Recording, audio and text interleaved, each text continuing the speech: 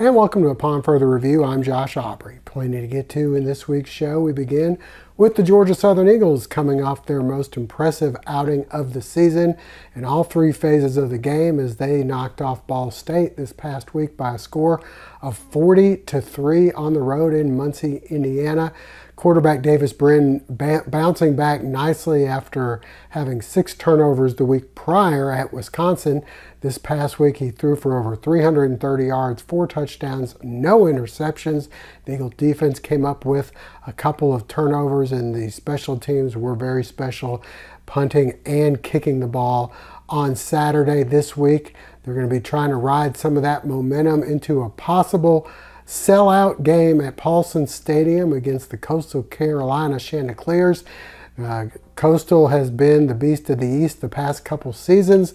They have won the Eastern Division of the Sun Belt Conference. Georgia Southern hoping to get things underway with a big victory coming up Saturday at Paulson Stadium. That game at 7 o'clock on the NFL Network. We'll hear from head coach Clay Helton and a couple of the players coming up in just a bit. As for the area high school football action, not a lot on the schedule for this week. Nobody's at home. You've got the Portal Panthers on the road at Georgia Collegiate Academy up in West Columbia, South Carolina. And then you also have the Southeast Bulloch Yellow Jackets. They'll be on the road opening up region play at Islands, but we'll hear from Statesboro High head coach Matt Dobson and Bulloch Academy head coach Aaron Phillips as to how they're doing as they both prepare for region schedules, which are coming up very soon. For Statesboro, it will be next week. We also have some softball action to bring you. All that and more coming up on Upon Further Review. Reminder before we go to break, hopefully you'll never be in an accident, but if so, please give our friends at the Sullivan Law Firm a call, 912-489-8888, or online at thesullivanlawfirm.com. Cook's Pharmacy, located on Highway 80 East, is family owned and operated by Lynn and Janie McCook, as well as their son, Josh McCook. Serving the Bulloch County area since 2005, McCook's Pharmacy offers fast and friendly service where the customers come first. Vaccinations are available, including shingles, flu, pneumonia, and Tdap. Drive-through service is available with 2 drive-through windows for your convenience. McCook's Pharmacy offers free local deliveries, and new customers are always welcome. Continuing the tradition of our family caring for your family, McCook's Pharmacy, Highway 80 East. Eagles' spirit and style are a priority around here, and that's why the University Store, the official outfitter of Georgia Southern, offers everything you need to be game day ready. The University Store carries the largest inventory of licensed Georgia Southern apparel, accessories, and spirited merchandise. Show your spirit with tents, flags, and chairs. Show your style with polos, hats, dresses, and jerseys. Visit us in-store at our stadium shops or online at gsustore.com. Show your spirit from tailgate to touchdown with the University Store today. Well, the Georgia Southern Eagles coming off an impressive 40-3 victory on the road at Ball State as they are currently 3-1 on the season. This week it all starts really mattering as they have Sun Belt play beginning, and they go right into the deep end as they take on Coastal Carolina. Coastal Carolina 2-2 on the season. 0-1 in Sun Belt play as they started things off on a bad note up in Conway last week, losing 30-16 to Georgia State. They've got their backs against the wall, even though this is still an early season game. The Eagles looking for a sellout. There were less than 500 seats available as of Thursday morning.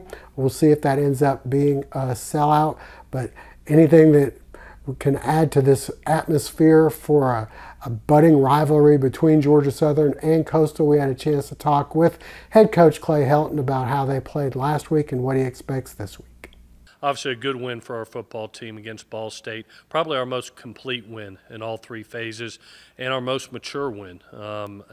Having won a Citadel game, coming off a big win in your opening ball game and being UAB, we faced the other portion of it is having adversity, coming off an emotional game with Wisconsin, and then come back, going on the road against Ball State, and have our most mature and complete game in all three phases.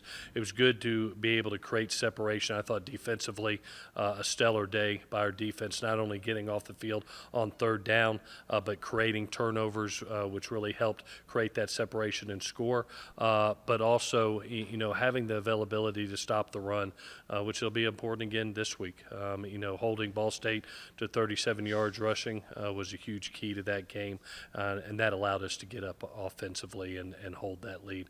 Now, we flip the script. It's a basically new schedule. You had your non-conference schedule. Now you're going into a new season, and that's your conference season. And you open up right up with the team that won the East last year. So, Josh, I love this conference because it's regional. You got all our teams within 10 states, and we're all here together. So the rivalries that were in the past are still the rivalries of today, and Coastal is one of those rivalries. We know each other. We've played against each other, and we got to witness Grayson McCall firsthand last year and how talented he is. So we've got a lot of respect for this bunch. They did win the East last year, and to be able to have them in the first ball game is in this new season, your conference season, is a great challenge. Fortunately, we have them at home with the power of Paulson, and having the opportunity to play against Grayson last year and witness what he can do, beat you with his arm and or his legs, gives us our first knowledge of him. We hadn't been able to play him in seasons before that, and so it should be an electric night. It should be an awesome opportunity, a great college football game, and having the opportunity to play against the Eastern Conference side champ in your first game. How exciting is that? It's a great opportunity and a great challenge for our team. I don't think you'll ever slow down Grayson, or stop him, but you try your best opportunity to try to limit his overall production, which is hard. Anytime you face somebody with that amount of arm talent and has the ability to create and escape, you got to do your best possible job of keeping him behind the line of scrimmage and keep him in that pocket, because once he gets out, it's dangerous. His eyes stay downfield. He finds weapons, and they have a ton of them. It's going to be, I think, really, I think about last year, and this really got into a shootout game down the stretch. It's going to be important for our offense to support our defense because they have weapons. Well, as for the Georgia Southern players, they remember the shootout last year at Paulson, in which Georgia Southern eventually fell in the final minutes of that game. Both teams combining for over 60 points in that game.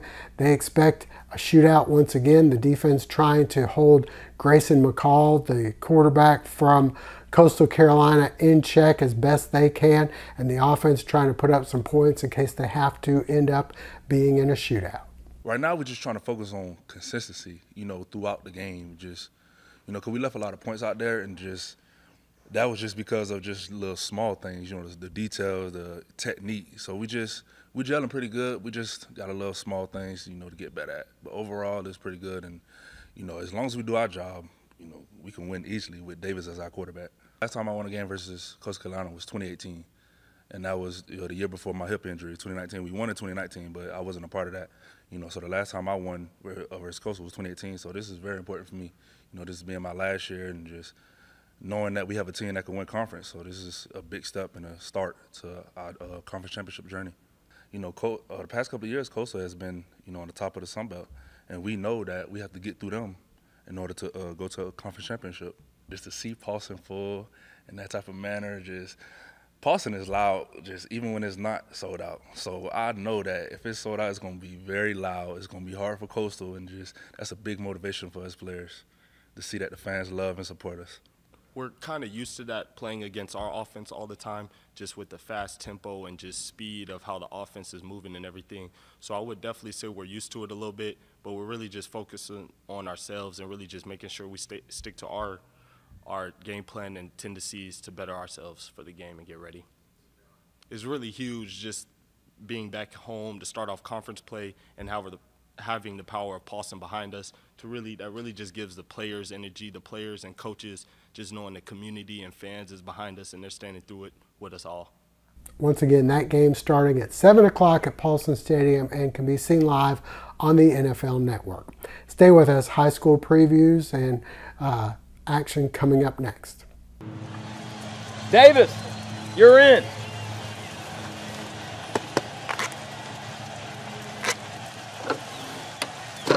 You tired of being on the sidelines? Let's get you in the game. GATA, get after those assets. Owning a small business is kind of a big deal. State Farm agents can help you find the right insurance coverage at the right price. Call State Farm agent Matthew Tyson in Statesboro today.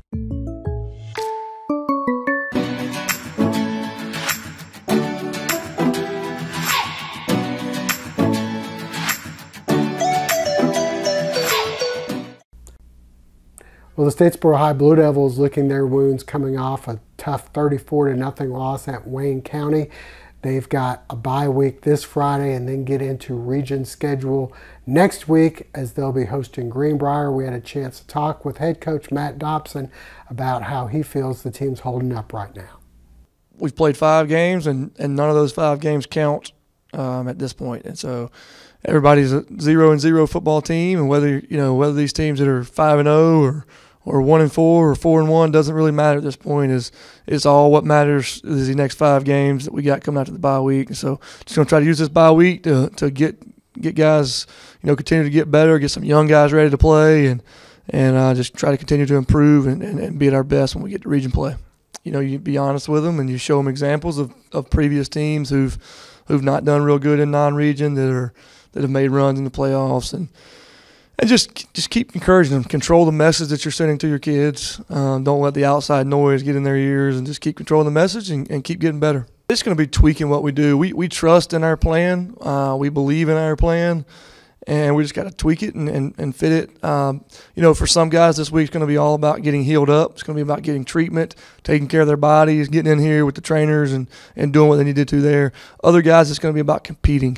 A lot of these young guys that are having to step up and play, they need as many reps as possible. And so just finding ways to get them quality reps in good versus good situations and having them ready to go next Friday night. We're going to continue to play Cam back there. Bruce is going to continue to play on offense for us. Some of that will be at quarterback as well. Try to find they're 2 of our better football players, whether you're talking quarterback or just athletes. They're 2 of our better football players, and so getting them both on the field in different situations. The Southeast Bulloch segment is brought to you in part thanks to Bulloch County Farm Bureau, reminding you that September is Life Insurance Awareness Month. The Bulloch County Farm Bureau on Northside Drive is a multi-line insurance agent writing farm, auto, homeowners, life, health insurance, and more.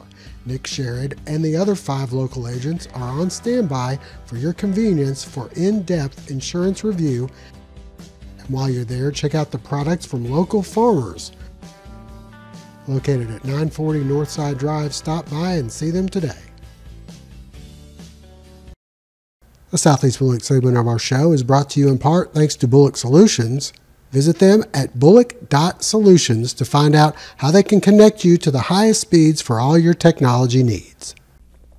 Well, as for the Southeast Bulloch Yellow Jackets, 2 tough losses, 3-2 on the season, but they got down to the 1-yard line against Statesboro and were unable to score, lose that game 12-7. And then it doesn't get much tougher than losing on the final play of the game, which is the case last week against Hephzibah there in Brooklyn. This week, they've got to put all that behind them, get focused on region play because they start things off at Islands. We had a chance to talk with head coach Jared Zito and some of his players about the matchup. Listen, we wanted to win Friday. It hurt. It still hurts that we didn't win that game. It hurt us when we lost to Statesboro the same way. And so it's good to feel bad when you lose. That means you're competitive. But you do learn lots of things. And regardless, we could be 5-0 or 0-5. The second season really starts this Friday with region play. So our goal is to be 1-0 in the region, and we know what awaits us in this region. We're going to start 1-0 Friday and move on from there. Islands, they give multiple looks on defense. We know they're going to spread the ball out. They don't run the ball very much, which is a little concerning for us because we had some challenges in the throw game Friday night. So from a matchup standpoint, there's going to be some challenges there. They got a couple skilled kids that I think are good with the ball in their hand, a couple big linemen. We just got to come out and take care of our business and do what we're coached to do and play like we're capable. You got to win the games that you feel like you match up well, and then you got to battle the other ones and see where the chips may lie at the end of the day. Got a lot of respect for our region, and I think that the 4 teams that get out of this region to go to the playoffs get an opportunity to make some noise just because of the level of competition you're coming out of. Honestly, it feels great to know that we've been working every day since last season ended to ensure that we have a good season. And I feel as though that we haven't won as much as we feel as though we should have, but I feel as though we are taking the necessary steps to ensure that we have a good season. I expect us to come out with intensity, especially after how last week's game went. I expect us to come out with somewhat of a chip on our shoulder and just pure domination and just hard work and us coming out with a victory to start off region play, and we want to build off that momentum and keep it up throughout the entire duration of region play. Fall is here, and we've got you covered at RJ Pope's. Cheer on your favorite team with performance polos and jackets from Peter Millar and Gentile, as well as Southern Tide and AFCO. For ladies, they have the latest trends and fashions, including men's and women's jackets from Patagonia and Barber. RJ Pope's has a wide variety of on-cloud shoes for men and women and a great selection of hats and caps. Shop one of their 3 locations, RJ Pope's downtown, Buckhead Plaza, and Vidalia.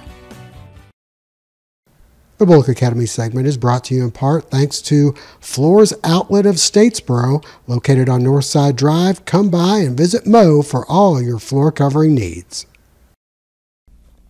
As for the Bulloch Academy Gators, they're off this week. They did play last week. They were able to go to Hart County, lost a tough one there, but head coach Aaron Phillips feels like it benefited the Bulloch Academy team to see a tougher team on a bigger stage as they have this week off and then get into action again next week. It was a crazy week. We didn't know we were going to play Hart County until Tuesday afternoon, so we had basically 3 days to prepare for probably one of the better teams we'll play all year long, especially as far as team speed, size, and depth. I don't think there will be any team we play, even if we're fortunate enough to make it to the state championship, that'll be a hole as Hart was. Overall, you look for, always as a coach, we're going to nitpick everything. We got to improve, We did some really good things well. We played really good up front on both sides of the ball. We were able to, a lot of times handle how big and how strong they were. We shut their rushing game down. I think they had 60 yards rushing total on the night. The biggest thing for us is we hadn't played in an environment like that. A lot of times GHSA, I told somebody at the game, when you play small town football where there's one school in the town, on Friday nights there are no other outlets. In Statesboro we have Georgia Southern, we have 4 high schools. We have a town that's pretty good size, and we're relatively close to Savannah. So high school kids have tons of outlets, So football Friday night sometimes is not as big as it is in rural communities. We were able to overcome some of it we couldn't. We had a couple false start penalties at some really critical times in the ball game when the ball game was close, due to noise, due to their crowd and just us not being laser focused with the big environment, And what it did is it let our fan base and let our kids know, we don't got to be scared to go play some bigger schools and bigger competition. We want to do that. We want people to see us playing, that type of school and that type of competition, and eventually we're going to be able to win some of those ball games. As for the Portal Panthers, they'll be in action Friday night on the road as they'll be taking on Georgia Collegiate Academy. As for area high school softball, we've had a couple games recently from some of our area teams, Statesboro High and Bulloch Academy. Let's send you out for some highlights. Senior night at Mill Creek, Statesboro High hosting Jenkins. We pick things up, and it's pitcher Mincy Akins with the strikeout to end the inning. Later, Kate Yawn drives this one through the right side. Statesboro up 2-0. Next, Callie Carter up the middle. Trouble on this one. Another run scores. 4-0 Blue Devils. Therese Gibson then goes the other way on this one. The double brings home another run. It's 5-0 Statesboro. Maggie Proctor then providing this shot down the right field line. It just gets in and spins. 8-0 Blue Devils at this point. Mincy Akins later going to the right field as well. 2 more runs score. It's 10-0, and then Therese Gibson, the finishing touch. Statesboro goes on to win this one by a final count of 13-1. Bulloch Academy at home, hosting always tough John Millage. On the mound, McKenna Fernari, and she comes through with the inning-ending strikeout. The Gator Bats finally get going. In the second, Jordan Talby, the batter, she rips the RBI single up the middle, and it's 1-0. Next, Mia Harris, the batter, and she'll keep the rally going with the single into right field. That would help set up runners on the corners for Kaylee Cardell. She beats this one out to first. Talby, the headfirst slide home. 2-0 Bulloch Academy. Marilyn Belcher then comes through with the hot shot to short. Runner safe at third. And safe at home. Later, down 5-3. Cardell, the drive to right. This one good enough to tie things up at 5-all, but unfortunately the Gators fall in extra innings 6-5.